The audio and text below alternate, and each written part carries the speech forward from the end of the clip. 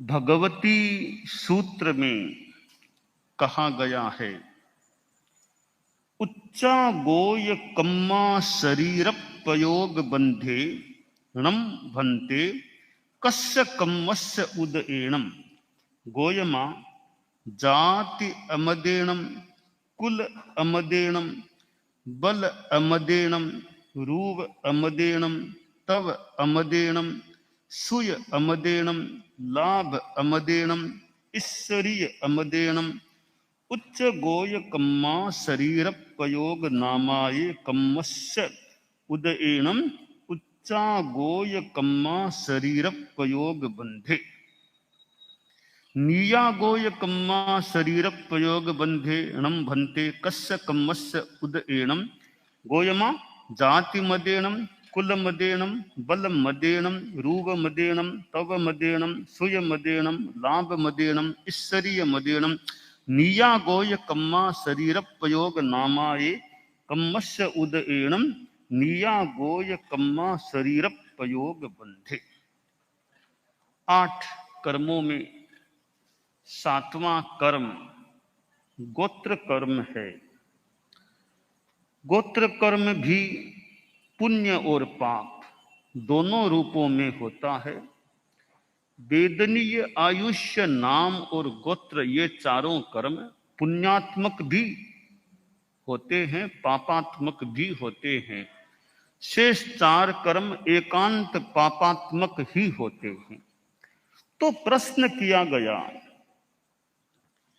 कि गोत्र कर्म के 2 प्रकार हैं, उच्च गोत्र, नीच गोत्र।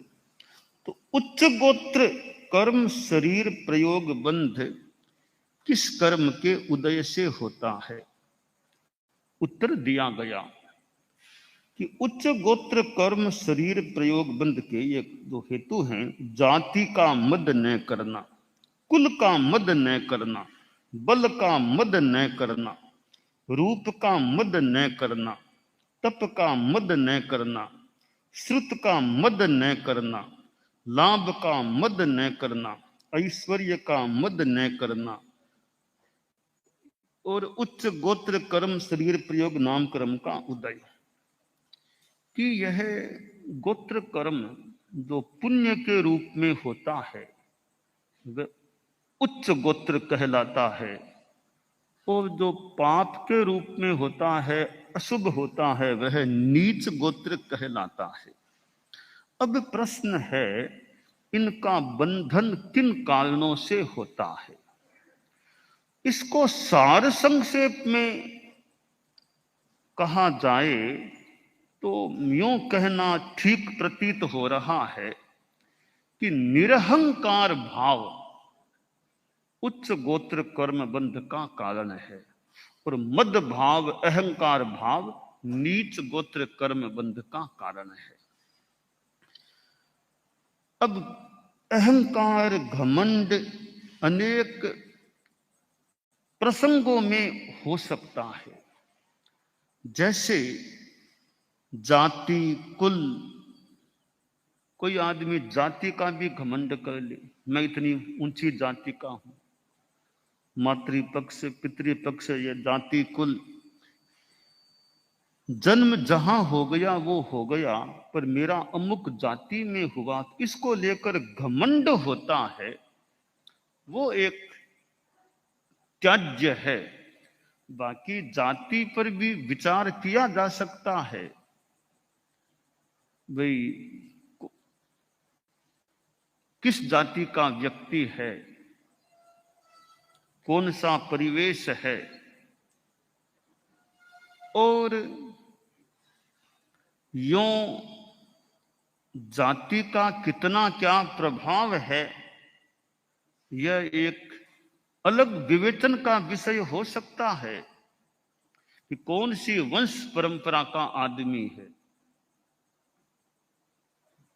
एक पक्ष है कि संस्कार कैसे, ज्ञान कैसा, योग्यता कैसी, वो भी एक पक्ष है। आज हम लोकतंत्र में देखें, भारत लोकतांत्रिक प्रणाली से संचालित राष्ट्र है, तो यहां कोई प्रधानमंत्री बनने के लिए यह नहीं कि अमुक जाति का होगा तो ही प्रधानमंत्री बनेगा, अमुक जाति का होगा तो ही राष्ट्रपति बनेगा, ऐसा कुछ नहीं है। एक चाय बेचने वाला व्यक्ति, चाय बेचने वाले का बेटा प्रधानमंत्री पद तक जा सकता है, राष्ट्रपति तक आदिवासी परिवार का व्यक्ति, आदिवासी परिवेश का व्यक्ति राष्ट्रपति के पद तक जा सकता है। तो जिसको जाति की दृष्टि से भले महत्व न भी दें, पर उच्चतम पद तक वह व्यक्ति भी वर्तमान की लोकतांत्रिक प्रणाली में पहुंच सकता है। तो वर्तमान में तो ऐसा देखें कि यह जातिवाद, लोकतांत्रिक प्रणाली में मानो जातिवाद को तो महत्व ही नहीं है। जो भी आदमी अपने ढंग से चुनाव में जीत जाए तो कुर्सी पर, सत्ता पर वो आ सकता है। तो एक विचारधारा यह है कि भाई जाति से कोई मतलब नहीं, जातिवाद अतात्विक है। इस आदमी में योग्यता होनी चाहिए, संस्कार अच्छे होने चाहिए। एक नीच जाति या सामान्य जाति के परिवार में जन्मा हुआ आदमी भी कोई महान व्यक्तित्व के रूप में सामने आ सकता है। तो जाति जो भी है, जाति का घमंड कम से कम इतना तो मान लें कि जाति का घमंड तो नहीं ही करना चाहिए। घमंड काम का नहीं, और तो अलग विवेचन का विषय है कि जाति का, वंश का क्या प्रभाव आदमी पर पड़ सकता है और जाति का कितना क्या महत्व है।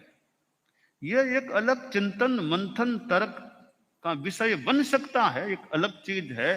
परंतु कुछ भी हो, अध्यात्म की दृष्टि से देखें तो घमंड तो नहीं ही करना चाहिए। अध्यात्म के संदर्भ में कि घमंड नहीं, मद नहीं, गर्व नहीं। तो जाति का मद न करना, कुल का मद न करना, बल का भी मद न करना। कोई आदमी बड़ा शक्तिशाली है, इतना शरीर से बलवान है कि कठोर काम भी करा लो, बड़ा भार उठाना हो तो उठा लो, भारी भरकम गाड़ी को निकालना है तो धक्का देकर के निकाल दे, इतना बल है। हाथों पर एक आदमी को खड़ा कर ले, मुट्ठी पर, हाथों पर कोई खड़ा कर ले, आदमी को उठा दे, हाथ मेरे हाथों पर तुम खड़े हो जाओ, ऐसा कोई मान लो कर दे तो कितना बल होगा उसमें। कितना ही भार उठाना हो, भारी भरकम पाटा, जो भी चीज उठाना है तो उठा ले, ये बल है शरीर में। तो बल है तो फिर उसका घमंड नहीं, अहंकार नहीं है तो ठीक, अच्छा योग है कि अच्छा बल मिल गया है, उसका भी घमंड नहीं। अब रूप है तो किसी का चेहरा बड़ा सुंदर है, बहुत शरीर अच्छा है, गौर वर्ण दीप्ता चेहरा, तो ठीक है, योग है, कर्म का मिल गया अच्छा शरीर, तो उसका भी अहंकार नहीं। रूप आज बढ़िया है, मान लो कुछ वर्षों बाद शरीर में ऐसी स्थितियां बने कि वो उतना देदीप्यमान जो चेहरा था वो थोड़ा फीका पड़ जाए, मुरझा जाए, तो फिर रूप का भी घमंड क्या करे। बीमारियां लग जाए, 16 रोग जैसी बात जो आती है वो लग जाए, शरीर कैसा हो जाए। तो रूप मिला है तो घमंड मत करो, मिल गया तो मिल गया। और एक दृष्टि से देखें तो रूप का ज्यादा महत्व नहीं है हमारे जीवन में। फूट रहा है, चीजें उसमें कैसी है, चेहरा मान लो फूट रहा है, पढ़ाई लिखाई कितनी है, ज्ञान की योग्यता कितनी, संस्कार कैसे हैं, व्यवहार कैसा, ये भी तो बड़े फैक्टर्स हैं जीवन में। तो रूप का है भी तो बहुत थोड़ा मूल्य है, ज्यादा मूल्य तो ज्ञानवत्ता, योग्यता, क्षमता, संस्कार, आचरण, व्यवहार, उन चीजों का ज्यादा महत्व है। तो रूप का भी घमंड नहीं करना चाहिए। गुरुदेव तुलसी का भी रूप हमने देखा, आप लोगों ने बहुतों ने देखा होगा। तो उनका चेहरा यूं अच्छा दीपता, अच्छा चेहरा लगता था। विराजमान होते तो चेहरा एक बहुत अच्छा गौर वर्ण ऐसा यूं दिखाई देता। तो ठीक है, पुण्य का योग मान ले। चेहरे की सुंदरता, अच्छापन, नाक कैसा, कान कैसा। गुरुदेव महाप्रज्ञ जी का जो गीत है, कानों की छटा निराली, आंखें इमरत की प्याली, कानों की छटा, आंखें इमरत की प्याली, किसने सौंदर्य सजाया रे, महाप्राण गुरुदेव। किसने सौंदर्य सजाया रे, महाप्राण गुरुदेव। कैसी वह कोमल काया रे, महाप्राण गुरुदेव। पुष्पों ने शीश झुकाया रे, महाप्राण। कंचन सी कोमल काया रे, महाप्राण गुरुदेव। तो आचार्य श्री तुलसी को मैंने भी देखा है, और भी अनेक संतों साधियों ने, आप लोगों में से बहुतों ने, कईयों ने देखा ही होगा। तो उनमें जितना जाना, चेहरे की सुंदरता, शरीर में सौंदर्य था। तो यह पुण्याई का एक कार्य कि शरीर सुंदर है, परंतु सुंदरता का घमंड नहीं करना चाहिए, अहंकार नहीं। और आदमी के पास मान लो तपस्या है, तपस्या करने वाला है, तो तप का भी अहंकार नहीं करना चाहिए। इतनी तपस्या मैंने इतनी कर ली, अपनी प्रशंसा ज्यादा, वो उस भावना से आत्मश्लाघा के रूप में खुद की प्रशंसा नहीं करनी, मैंने इतनी तपस्या की, वो किया वो किया। तो आत्मश्लाघा की भावना से अपना बखान नहीं करना चाहिए कि मैंने इतना कर लिया, इतना कर लिया, घमंड नहीं आना चाहिए। और लाभ हो, इतना लाभ, आप गृहस्थों को देखें तो इतनी कमाई, इतनी कमाई, इतनी कमाई करता हूं, इतनी कमाई। तो कमाई करते हो तो ज्यादा बखान मत करो, ज्यादा घमंड मत करो। ठीक है, आपके योग है, पैसा आ रहा है, लक्ष्मी आ रही है, लक्ष्मी बरस रही है, ठीक है, मान लो योग है जो भी, इसका ज्यादा घमंड नहीं करना चाहिए। और किसी को सत्ता मिल जाए, अधिकार मिल जाए, तो सत्ता का अहंकार नहीं, अधिकार है तो अधिकार का अच्छा उपयोग करना अलग बात है। अधिकार का घमंड नहीं कि मेरे पास अधिकार आ गया, मैं सत्ता में आ गया, चाहूं वैसा कर दूंगा, वैसा कर, ऐसा नहीं बोलना चाहिए, मैं चाहूं वैसा कर दूंगा। अधिकार मिला है मानो सेवा के लिए मिला है, अच्छा कार्य करने के लिए मिला है। अधिकार का अच्छा उपयोग करो तो एक मान लो गलत बात नहीं है। अधिकार का दुरुपयोग करो और अहंकार करो तो अधिकार का अहंकार नहीं, अधिकार का आदमी को आध्यात्मिक धार्मिक अच्छा उपयोग करना चाहिए। तो ये 8 चीजें हैं, जाति, कुल, बल, रूप, तपस्या, लाभ, श्रुत, ऐश्वर्य या श्रुत लाभ ऐश्वर्य। श्रुत है ज्ञान, बहुत है, बहुत तत्व ज्ञान है, बहुत पढ़ा लिखा है, अनेक भाषाओं का जानकार है, संस्कृत में बात करा लो, अंग्रेजी में करा लो, और कोई भाषा में करा लो, तत्वज्ञान की करा लो, मनोविज्ञान की, बहुत ज्ञान है। तो ज्ञान है तो ज्ञानावरणीय क्रम का मान ले, क्षयोप संभाव से मिला होगा इतना ज्ञान, तो ज्ञान का भी घमंड नहीं। ज्ञाने मौनम क्षमा शक्तव, ज्ञान होने पर भी आदमी आत्मश्लाघा की भावना से अपना मौखर्य न करे। ज्ञान में मौन रखो, दिखाओ मत कि मेरे पास इतना ज्ञान है, इतना ज्ञान है। जरूरत है वहां ज्ञान की बात बताओ, पर अपना ज्ञान दिखाने के लिए ज्यादा नहीं बोलना चाहिए हमें। और क्षमा शक्तव, शक्ति है, बल है, ताकत है, फिर भी सहिष्णुता, क्षमाशीलता हमें रखनी चाहिए। तो भगवती सूत्र में जो बताया गया है कि इन चीजों का मद नहीं करने से, अमद के भाव से वो उच्च गोत्र कर्म का बंध होता है, और इन चीजों का मद करे कोई तो उल्टा नीच गोत्र कर्म का बंध हो जाता है। उत्तरध्ययनानि में कहा गया कि बंधन एनंग बनते जीवे किम जनी, बंधन करने से क्या होता है, जीव क्या प्राप्त करता है, कि वंदना करने से उच्च गोत्र क्रम का तो बंधन और नीच गोत्र क्रम का निर्जरण, क्षपण होता है।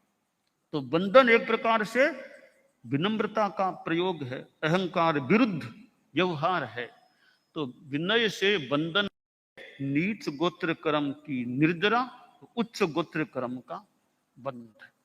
तो यह गोत्र क्रम है। तो इस संदर्भ में बस मद और अमद, अमद भाव से उच्च गोत्र और मद भाव से नीच गोत्र का बंधन बताया गया है। हमारी दुनिया में कई बड़े पुण्यशाली होते हैं, बड़े प्रतिष्ठित लोग होते हैं, बड़ी इज्जत उनकी होती है। हर दृष्टि से देखो, आप गृहस्थों में देखें, हम साधुओं की भी बात है अलग ढंग की, गृहस्थों की देखें तो समाज में विभिन्न रूपों में प्रतिष्ठा है। कि पैसे की बात करो तो भी बड़ी इज्जत है, साहब बहुत संपन्न आदमी है। और समाज में कि भाई कि पद या पद के लायक भी इनको अच्छे आदमी, इनको पद मिलना चाहिए। कि ज्ञान में अच्छे पढ़े लिखे आदमी, ज्ञान भी अच्छा है। तो समाज में भी कईयों की बड़ी अच्छी प्रतिष्ठा है, तो मानना चाहिए कोई ऐसा पुण्य कर्म का उदय है कि समाज में इज्जत है, प्रतिष्ठा है, और उनके सदाचार की प्रतिष्ठा भी, बड़ा ईमानदार आदमी है, बड़ा प्रामाणिक है, कोई शंका की जरूरत नहीं, इस आदमी को कुछ भी दे दो कर दो, कहीं कोई आशंका मत करो कि क्या होगा, विश्वास रखो, विश्वस्त आदमी है ये। तो विश्वस्तता की भी बड़ी प्रतिष्ठा हो सकती है, ये समाज के हमारे विश्वसनीय आदमी। तो धर्म संघ के संदर्भ में भी बहुत ये मानिष्ठ व्यक्ति हैं, अच्छे श्रावक हैं, इनकी बड़ी इज्जत है, तत्वज्ञानी है, इनकी बात बड़े बड़े भी इनकी बात पर ध्यान देते हैं। तो यह एक पुण्यवत्ता अनेक रूपों में गृहस्थ जीवन में भी हो सकती है। फिर परिवार की अनुकूलता है, परिवार में बेटे पोते सब आज्ञाकारी हैं, मान सम्मान रखने वाले हैं, कहा मानने वाले हैं, तो परिवार में भी अच्छा है। तो ये पुण्य के योग हैं। बस आदमी अपना घमंड से, हम सभी के लिए बात है, हम सभी साधु हो चाहे श्रावक हो गृहस्थ हो, घमंड से हम सभी को बचने का प्रयास करना चाहिए। जिंदगी में कुछ मिला है तो उसका अच्छा आध्यात्मिक धार्मिक उपयोग करें, यह लाभ की बात है। बाकी जो कुछ मिला वो मिल गया, बस घमंड नहीं करना चाहिए। दानान शठम अभयपयाणम सच्चेषु या अणवज्जं वयन्ति तवेषु या उत्तम बंभचेरम लोगुत्तमे समणेनाय पुत्ते।